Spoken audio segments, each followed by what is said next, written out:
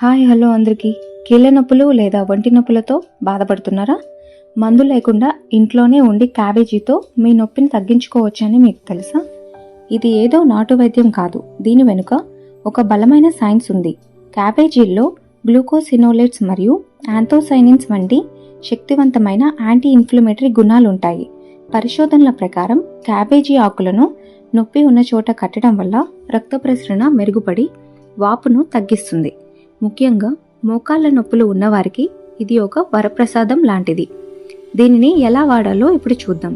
తాజా క్యాబేజీ ఆకులను తీసుకుని దాని మధ్యలో ఉండే గట్టి కాడను తీసేసి చపాతీ కర్రతో ఆకును మెత్తగా నొక్కండి. తద్వారా అందులోని రసం బయటకు వస్తుంది. ఈ ఆకును నొప్పి ఉన్న చోట పెట్టి ఒక గుడ్డతో లేదా ఫాయిల్ పేపర్తో కట్టేయండి. కనీసం 1 గంట పాటు లేదా రాత్రంతా అలాగే ఉంచండి.